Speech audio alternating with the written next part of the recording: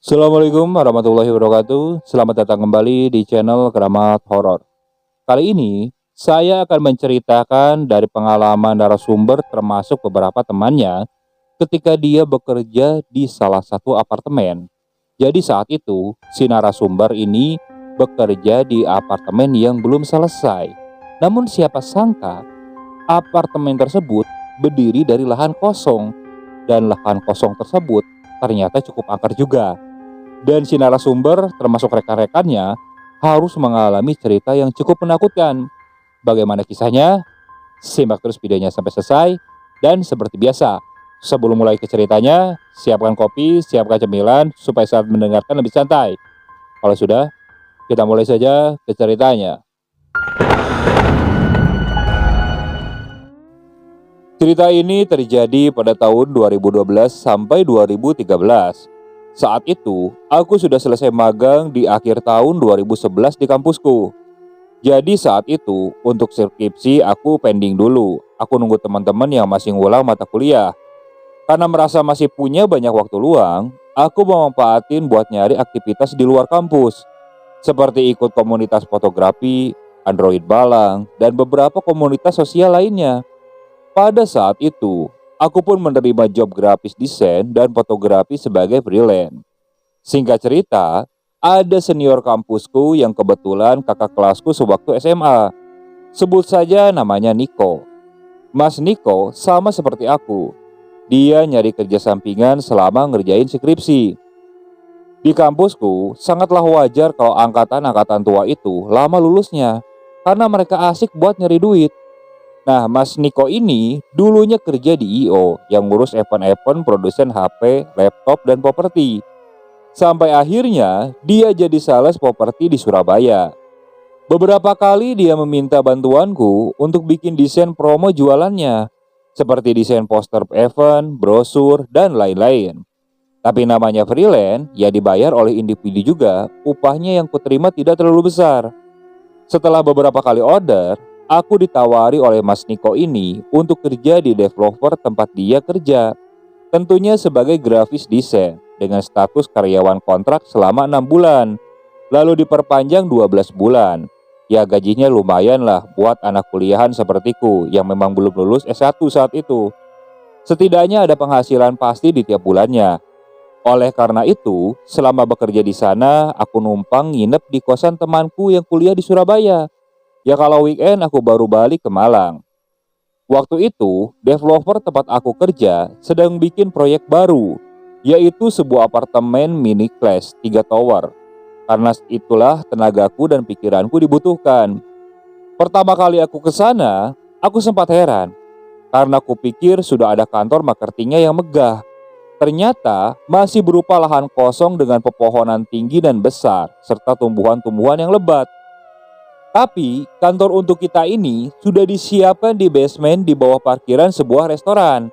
Lahan yang akan dibangun apartemen nantinya itu ada di belakang restoran tersebut.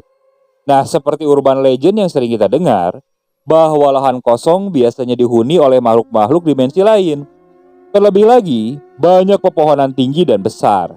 Tapi buatku yang waktu itu masih baru di sana, aku hanya menganggap seperti angin lalu saja.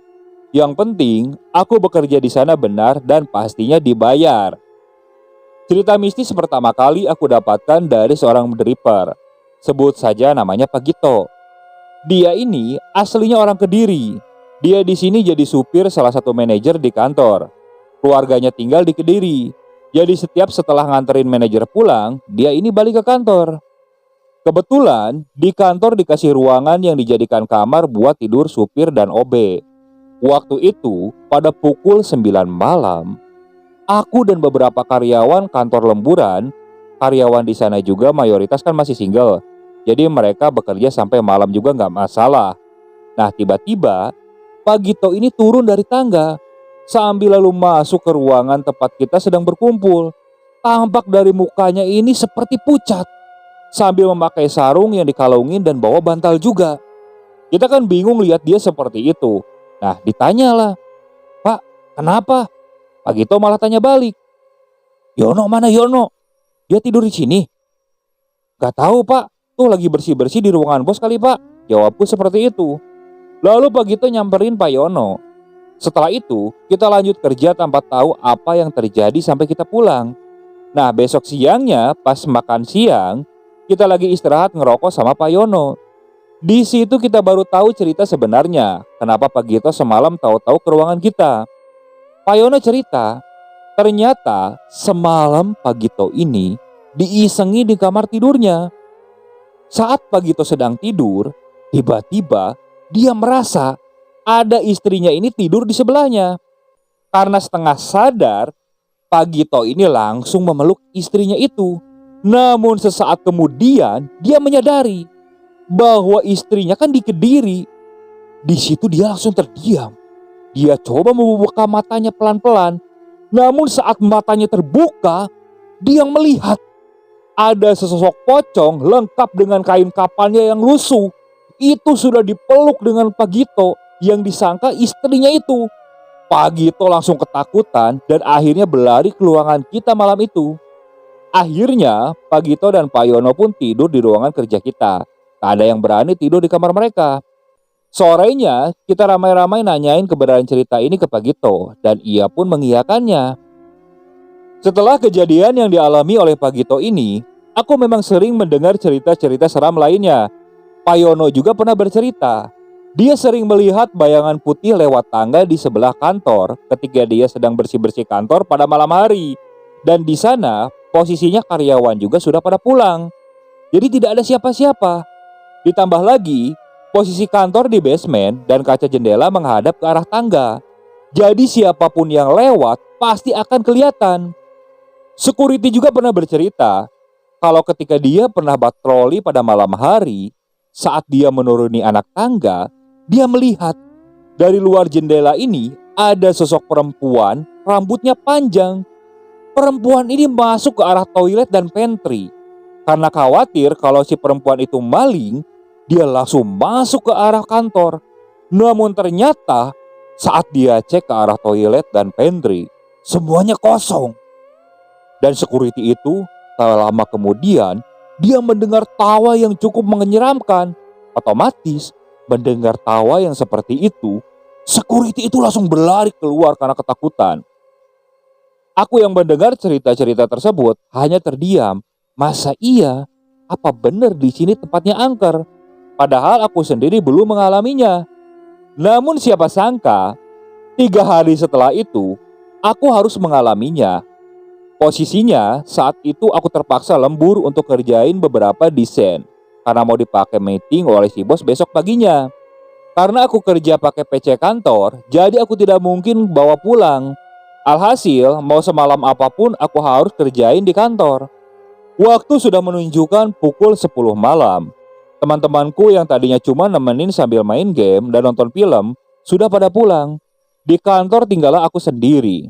Pikirku saat itu tidak masalah karena di ruangan sebelah ada Pak Gito dan Pak Yono. Kalau ada apa-apa, aku tinggal berlari ke sana. Hingga tak terasa, pukul 12 lewat, kerjaanku belum selesai. Masih ada beberapa desain yang aku sendiri belum sreg saat itu. Saat itu sudah muncul sekelebat bayangan-bayangan putih yang selintas aku lihat dari ekor mataku. Bayangan putih ini lewat ke anak tangga. Namun saat aku nengok, bayangan putih itu sudah tidak ada. Awalnya aku pikir itu hanya halusinasiku saja. Jadi aku coba fokus untuk mengerjakan pekerjaanku saja. Namun ekor mata kananku ini kembali menatap sekelebat bayangan. Entah kenapa, saat itu aku refleks langsung menoleh. Dan saat aku menoleh, selintas aku melihat ada sosok perempuan mengenakan baju putih, rambutnya panjang. Itu lewat tapi benar-benar cepat. Aku seakan tidak percaya dengan pandanganku. Aku mengucek-ngucek mata. Loh, tadi kayaknya aku melihat sosok perempuan. Kok cepat amat jalannya? Aku coba beranjak dari tempat dudukku. Aku hendak berjalan untuk memastikan saat itu. Dan saat aku lihat keluar, di luar itu benar-benar sepi. Tidak ada siapapun. Entah kenapa, saat aku membalikkan diri untuk kembali ke arah monitor tempat kerjaku, di situ bulu kuduku langsung berdiri. Aku benar-benar merasa ketakutan saat itu. Cepat-cepat aku berjalan menuju komputerku. Di situ, aku coba melanjutkan pekerjaanku. Walaupun pikiranku sudah mulai kacau saat itu, aku tetap fokus. Hingga tak terasa, jam sudah menunjukkan pukul 1 malam lebih saat itu. Dan saat aku sedikit lagi mengerjakan pekerjaanku, tiba-tiba aku mendengar kaca jendela ini seperti ada yang menggoyang-goyang. Suaranya cukup keras. Otomatis kan, aku langsung menoleh ke sana.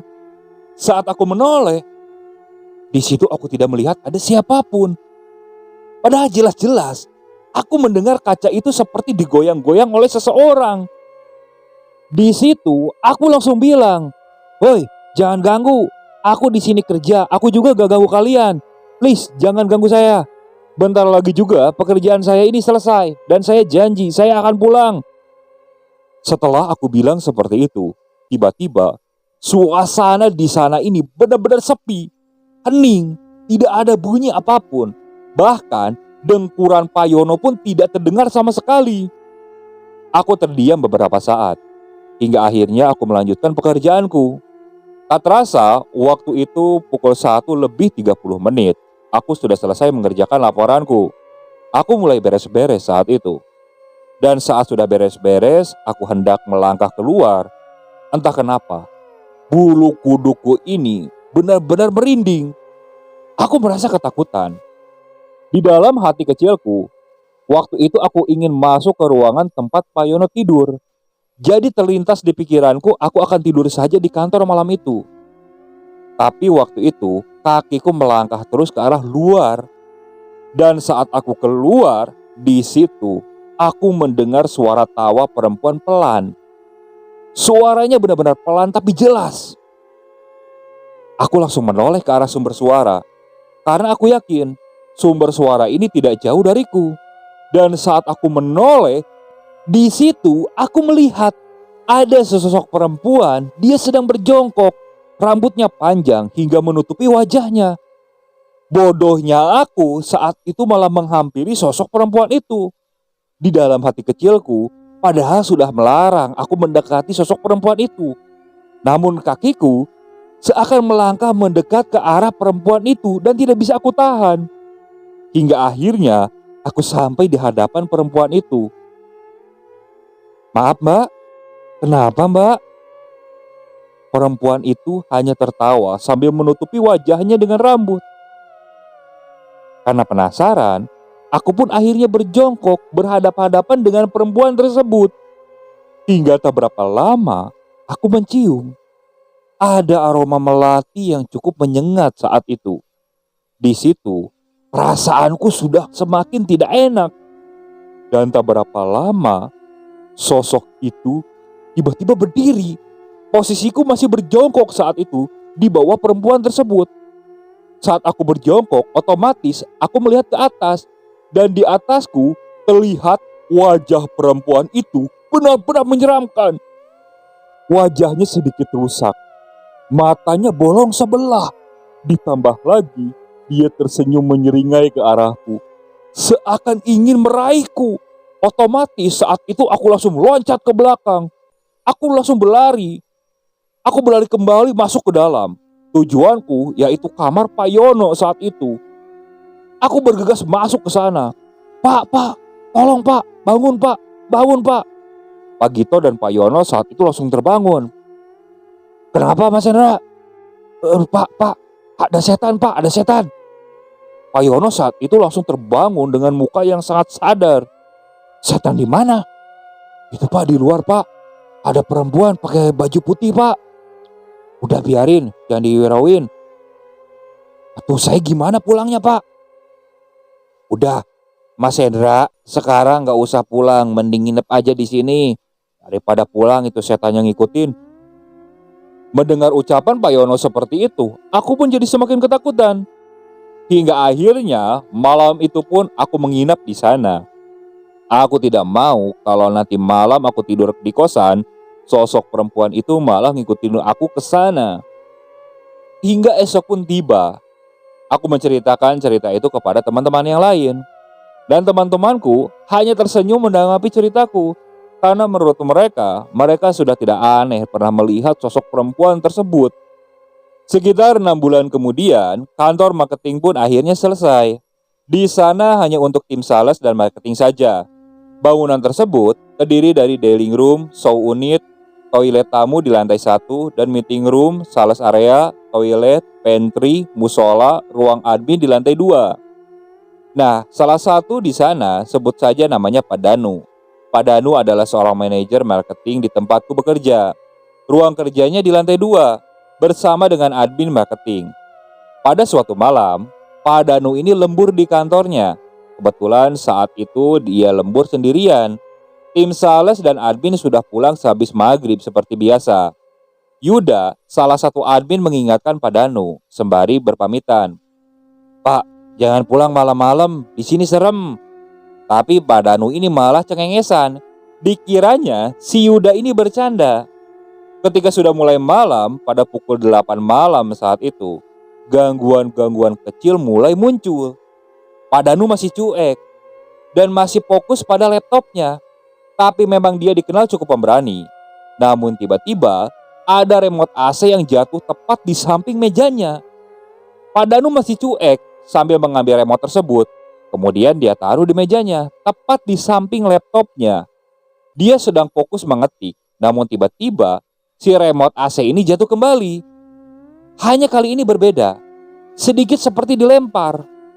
Pak Danu dengan santai mengambil lagi ke bawah meja kerjanya, karena dia pikir remote-nya tadi mungkin kesenggol dan jatuh. Ketika dia turun ke meja, barulah dia menyadari ternyata remote-nya itu berbeda, karena sekarang di sana ada 2 remote AC di mejanya. Pak Danu mulai sedikit ketakutan. Di sana sudah kosong, tidak ada siapapun. Jadi di ruangan itu hanya ada Pak Danu sendirian saja. Bahkan OB pun sudah mematikan lampu pantry dan lampu meeting room. Namun dia masih terus fokus dengan laptopnya dengan mengesampingkan rasa takutnya. Namun tiba-tiba terdengar suara remote lagi jatuh di mejanya, lebih kencang daripada sebelumnya, seperti dilempar. Perlahan dia merhatikan sekitar. Diambilnya remote di bawah mejanya. Dan saat dia hendak mengambil remote, di dekat remote tersebut dia melihat ada tangan anak kecil. Namun anehnya, tangan ini sedikit keriput serta ada kuku-kukunya yang panjang. Otomatis Pak Danu langsung melihat dari tangan ke arah badan sosok tersebut. Sosok itu sedang berjongkok di bawah meja Pak Danu. Telinganya ini lancip, matanya berwarna merah, giginya dipenuhi oleh taring. Dan sosok itu tiba-tiba tersenyum ke arah Pak Danu. Pak Danu langsung berteriak saat itu, "Astagfirullah, astagfirullah." Tanpa pikir panjang, Pak Danu ini langsung berlari keluar ruangan tersebut. Hingga akhirnya dia bertemu dengan security yang sedang berkeliling. Dan security itu menanyakan apa yang terjadi dengan Pak Danu. Pak Danu pun menceritakan apa yang dialami. Saat itu, Pak Danu meminta security tersebut menemaninya karena dia meninggalkan laptop di ruang kerjanya. Namun saat dia ke sana dengan security, sosok anak kecil itu sudah hilang. Namun remote itu masih ada di kolong meja kerja Pak Danu. Dan setelah kejadian itu, Pak Danu tidak pernah berani lagi untuk lembur di sana. Dia ikut dengan karyawan yang lain. Setelah maghrib dia pasti pulang. Kejadian seram yang lain dialami oleh salah satu temanku, sebut saja namanya Gita. Nah, Gita ini adalah resepsionis muda baru lulus sekolah, berparas menarik dan periang, suka menyanyi dan menari-nari di kala waktu luang. Maklum, di sekolahnya dulu dia ikutan ekskul dancer. Gita ini akrab dengan semua orang di kantor, jadi tidak heran banyak orang yang hafal dengan tingkahnya. Seperti biasa, Gita datang selalu lebih pagi daripada karyawan yang lain. Dia bertugas mengecek kebersihan serta kerapihan kantor marketing sebelum jam operasional. Waktu itu, dia datang kira-kira pada pukul 7:15 pagi. Kantor masih sepi. Hanya ada OB yang sedang menyapu di teras di lantai 1. Dia bergegas menuju ke lantai 2 untuk menyimpan tas dan jaketnya di loker di dekat pantry. Saat dia menuju pantry, dia harus melewati meeting room dan ruangan admin. Setelah dia ganti baju dan menyimpan tas serta jaketnya di loker, dia hendak turun ke lantai 1 untuk mengecek kebersihan show unit. Dia melihat Yuda sudah ada di ruangan admin. Gita dengan riang menyapa Yuda. "Woi, Mas Yuda!" Sapa Gita ketika melihat Yuda. Namun si Yuda ini hanya diam. Dia tidak bergeming. Kita pikir mungkin Yuda tidak mendengar sapaannya. Si Gita ini berjalan melewati meeting room dan turun ke lantai 1. Sebelum mengecek kebersihan kantor marketing, Gita keluar sebentar. Ketika dia membuka pintu, dia melihat Yuda sedang parkirkan sepeda motornya persis di depan kantor marketing. "Wih, kamu tumben udah nyampe jam segini," sapa Yuda kepada si Gita. Si Gita ini hanya melongo keheranan. Loh, Mas Yuda baru nyampe?" tanya Gita kebingungan saat itu. "Nah, ini aku baru parkir. Emang kenapa?" Yuda malah tanya balik. "Terus yang di atas siapa?" tanya Gita masih tidak percaya dengan apa yang dilihatnya barusan. "Apaan sih nggak jelas, aku baru nyampe jawab Yuda yang ketus sambil terus berlalu menuju kantor marketing. Dia meninggalkan Gita yang posisi saat itu dia masih kebingungan. Siangnya, si Gita menceritakan kejadian yang dialami pagi tadi kepada teman-temannya. Kebetulan di situ juga ada Yuda dan aku. Aku sempat heran dengan apa yang dialami oleh si Gita. Kok bisa sosok penunggu di sini mengganggu sepagi itu? Padahal karyawan di sini belum pernah ada yang mengalami diganggu pada pagi hari. Dan pengalaman itu hanya dialami oleh Gita. Beberapa hari kemudian, kebetulan saat itu aku tidak masuk ke kantor. Hari itu hari seperti biasanya. Namun ketika sore, mulailah ada sesuatu yang berubah. Di kantor marketing, ada beberapa sales sedang follow up customer di teras di depan kantor marketing. Di lantai 2, ada Padanu, Yuda, dan Nur di ruangan admin. Saat itu, Gita sedang duduk di kursi resepsionis dengan sales counter. Ada salah satu anak back office bernama Handi. Itu sedang ada di dekat meja panjang. Dia melihat Gita ini berjalan masuk ke arah toilet. Selang beberapa menit, si Gita ini keluar dari toilet sambil bernyanyi lirih dan menari-nari. Tariannya seperti tarian Jawa. Dia menari sambil berjalan menuju ke arah si Handi. Handi yang sudah tahu kebiasaan si Gita seperti itu, dia cuek-cuek aja. "Ngapain sih kamu, Git?" tanya si Handi saat itu. Namun Gita malah semakin kencang suara nyanyinya dan menari-nari gak jelas. Tak lama kemudian, Gita ini tiba-tiba teriak kencang sambil kepalanya mengangkat ke atas dan lalu dia pingsan. Ternyata saat itu si Gita sedang kesurupan. Si Handi baru sadar, pantas saja dia keluar aneh saat dari toilet. Sales counter yang tadi ngeliat juga langsung teriak manggil-manggil orang untuk meminta tolong. Tak lama, akhirnya semua orang yang ada di lantai 2 turun ke bawah. Sales yang di teras pun ikut masuk untuk membantu membaca-bacakan doa. Selang beberapa menit, akhirnya si Gita pun siuman. Setelah itu, aku baru sampai di kantor. Pas banget, Yuda dan teman satuku lagi mau nganter si Gita pulang ke rumahnya naik mobil. Saat itu, si Yuda langsung mengajakku untuk mengantarkan si Gita pulang ke rumahnya. Di perjalanan pulang, Yuda dan Tias bercerita kejadian tadi. Si Gita posisi duduk di tengah, ditemani oleh Tias.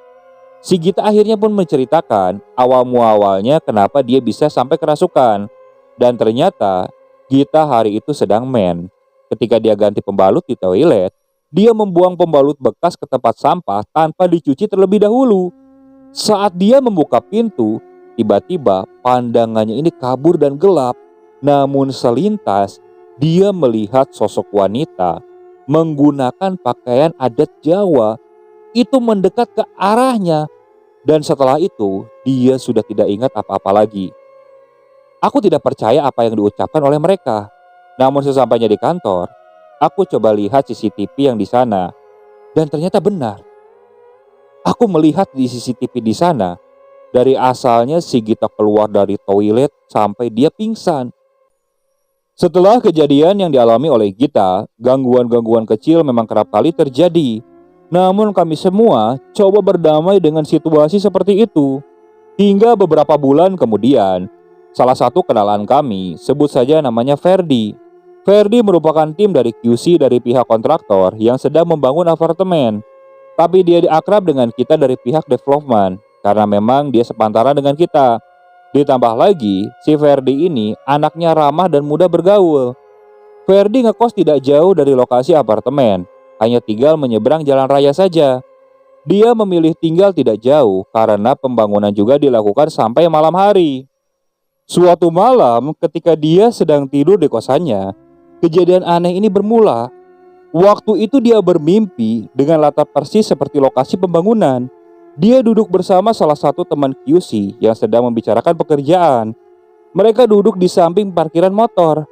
Dan tiba-tiba si Ferdi ini dipanggil oleh seorang nenek-nenek yang sedang berdiri di depan bangunan tua milik restoran, lengkap dengan taman kecil di depannya, persis seperti aslinya.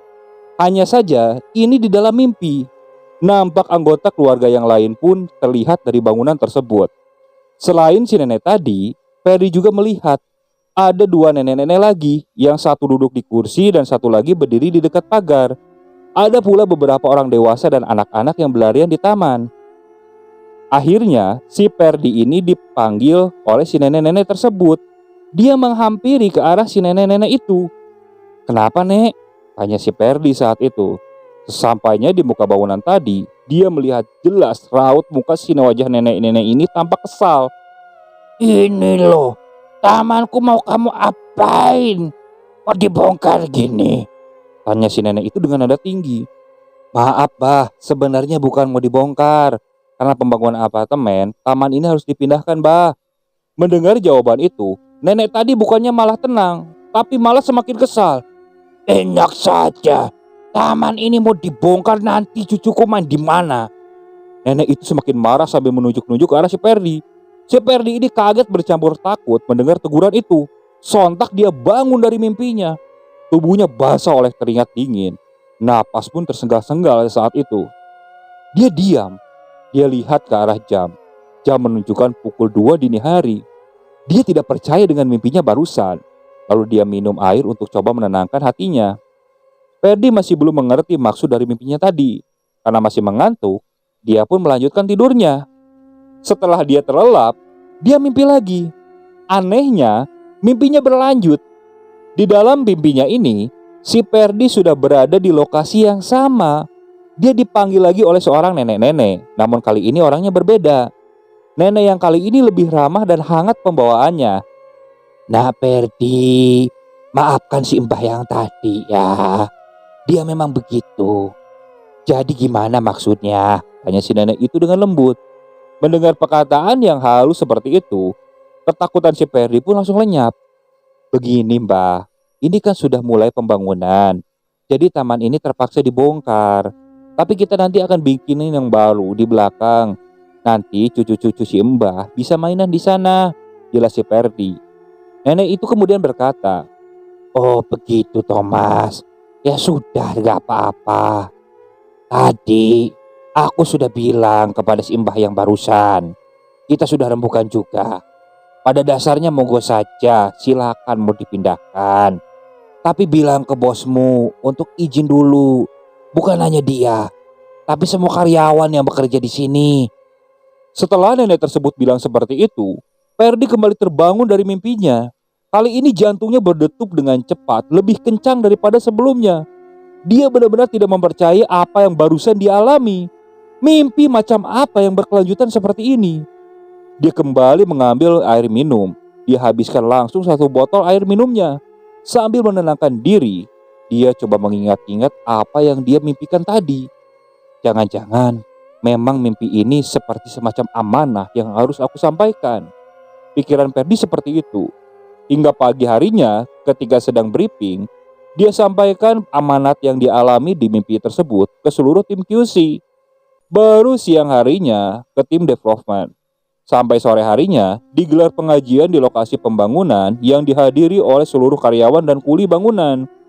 Setelah pengajian selesai, kurang lebih pada pukul 4 sore, barulah dibongkar seluruh area taman serta outdoor restoran yang akan dibangun apartemen. Syukurlah alhamdulillah semuanya lancar saat itu. Hingga tak terasa pada pukul 8 lebih 15 malam, saat itu Ferdi sedang merokok. Entah kenapa, dia tidak mau pulang dulu ke kosan. Dia diam di dekat taman yang sudah dibongkar tersebut. Hingga tak berapa lama, si Ferdi merasa kalau tengkuknya ini seperti ada yang meniup. Otomatis kan, si Ferdi langsung menoleh ke belakang. Saat dia menoleh ke belakang, sosok nenek-nenek yang pernah ada di mimpinya itu muncul di hadapan si Ferdi. Otomatis si Ferdi ini langsung kaget. Dia mundur beberapa langkah. Wajahnya mulai ketakutan saat itu. Bahkan rokok yang dia pegang sampai terjatuh. Namun si nenek itu hanya tersenyum ramah ke arah si Ferdi. Dan tak lama kemudian, si nenek itu langsung menghilang. Mengalami kejadian seperti itu, Ferdi cepat-cepat langsung pergi ke kosan. Dia takut kalau sosok nenek-nenek itu bakal muncul lagi atau menampakkan dengan wajah yang lebih menyeramkannya. Hingga esoknya, dia pun menceritakan kepada rekan-rekan yang lain, termasuk padaku saat itu. Nah, beberapa bulan kemudian, kejadian yang lain dialami oleh Pak Ridwan. Pak Ridwan ini adalah salah satu security yang bekerja di kantor ini sejak awal. Pada hari itu, dia bertugas jaga shift 1. Shift 1 ini dimulai pada pukul 8 pagi sampai pukul 8 malam. Kebetulan malam itu, semua karyawan di kantor marketing sudah pulang semua. Pak Ridwan sebelum pulang, biasanya selalu menyempatkan diri untuk sholat isya terlebih dahulu. Dia berjalan masuk ke kantor marketing dan segera naik tangga menuju lantai 2, di mana letak musola berada. Saat itu, lampu sudah hampir dimatikan semua, hanya beberapa yang menyala. Pak Ridwan berjalan naik ke tangga di tengah keramaian lampu. Ketika sudah berada di depan meeting room, dia mendadak berhenti. Dia berusaha mempertajam pandangannya di tengah-tengah cahaya lampu yang temaram. Dia hampir tidak mempercayai apa yang dia lihat. Pak Ridwan melihat ada rambut hitam panjang namun kusut menjuntai sampai ke lantai, tepat persis di belokan musola ke arah toilet dan pantry. Karena terhalang oleh sekat dinding, Pak Ridwan tak dapat melihat ujung rambut tersebut. Pak Ridwan masih terdiam mematung. Waktu berjalan sangat lambat baginya. Sampai persekian detik kemudian, rambut panjang tersebut tiba-tiba bergerak sangat cepat, berbelok ke arah pantry, seperti ditarik oleh tubuh yang berlari. Sontak Pak Ridwan yang mendapatkan kesadarannya kembali. Dia segera turun tangga sambil sedikit berlari. Namun saat dia sedang menuruni anak tangga, ada suara yang memanggilnya. Pak, Pak. Pak Ridwan saat itu menoleh ke belakang. Saat dia menoleh, tampak sosok perempuan dengan rambut yang panjang, bajunya putih lusuh. Namun mukanya ini benar-benar menyeramkan. Matanya bolong sebelah. Sebagian wajahnya ada yang hancur juga. Pak Ridwan saat itu langsung berlari turun ke bawah. Sedangkan sosok perempuan itu hanya menertawakannya. Dan saat itu Pak Ridwan memutuskan untuk sholat di rumah saja. Karena dia takut kalau sosok tersebut malah mengganggunya ketika dia sedang sholat. Nah, kejadian yang lain dialami oleh Heru. Heru ini adalah salah satu sales yang sudah cukup lama bekerja di sana. Waktu itu, dia tengah bertugas jaga di kantor. Sementara sales lain sedang pameran di luar. Pada siang itu, Pak Heru sedang duduk di lantai 2 di meja sales setelah follow up calon customer. Tiba-tiba, HP-nya berbunyi dan ternyata ada video call dari istrinya. Pak Heru langsung mengangkat. Setelah ngobrol tak lama, Pak Heru ingin ngobrol dengan anaknya yang masih kecil. Di tengah asik menggoda anaknya, tiba-tiba anaknya bertanya, Ya, itu siapa ya? Tante Tuti ya?" Sambil menunjuk ke arah belakang Pak Heru. Tante Tuti adalah supervisor timnya Pak Heru. Jadi anaknya ini sudah kenal dengannya. Pak Heru nengok ke belakang. Tapi ternyata di belakang ini kosong, tidak ada siapapun. Di lantai 2 hanya ada dia seorang. Dia heran, anaknya melihat siapa? Gak ada siapa-siapa, Dek. Ada lihat siapa? Tanya Pak Heru memastikan. Itu tadi ada Tante Tuti di belakang ayah, tapi sudah pergi. Jawab anaknya polos. Saat itu Pak Heru langsung bingung. Bulu kuduknya mulai berdiri. Dan entah kenapa, HP Pak Heru mendadak seperti kehilangan sinyal. Dan saat HP Pak Heru sedang kehilangan sinyal, dia mendengar di pojokan ruangan seperti ada tawa perempuan. Dengan rasa yang ketakutan, Pak Heru nengok ke belakang. Saat dia nengok ke belakang, ada sosok perempuan yang sudah berdiri di pojokan. Namun tidak lama kemudian, sosok itu langsung menembus dinding. Pak Heru langsung berdiri saat itu. Tanpa pikir panjang, dia langsung berlari ke lantai bawah. Kebetulan di lantai bawah, dia bertemu OB dan security. Dia ceritakan kejadian itu kepada mereka. Dan mereka hanya tersenyum. Karena kejadian seram di sana sudah tidak aneh lagi bagi mereka. Hingga tak terasa, pada tahun 2013, masa kontrak kerjaku pun habis. Waktu itu aku memilih untuk tidak memperpanjang kontrak kerjaku di sana. Selain banyak hal-hal mistis yang aku alami, aku sudah mendapatkan surat peringatan dari kampus supaya aku cepat-cepat melanjutkan skripsiku. Dan benar saja, ketika aku kembali menginjakkan kaki di kampus, banyak teman-temanku yang sudah lulus. Tapi memang banyak juga yang belum lulus, yang mayoritas masih nyari duit sepertiku. Singkat cerita, aku lulus di Agustus pada tahun 2014 dan terima kerja di Jakarta pada Januari 2015. Saat itu, aku harus pindah ke Jakarta. Namun pengalamanku bekerja di apartemen tersebut masih tetap membekas di ingatanku. Aku juga masih sering komunikasi kepada rekan-rekan yang bekerja di sana. Ternyata, gangguan-gangguan tersebut tidak berhenti sampai di situ saja.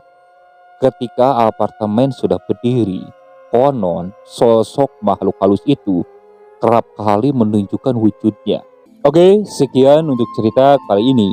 Saya mohon maaf apabila masih banyak kekurangan dalam pembawaan ceritanya. Kritik dan sarannya silakan kalian bisa cantumkan di kolom komentar.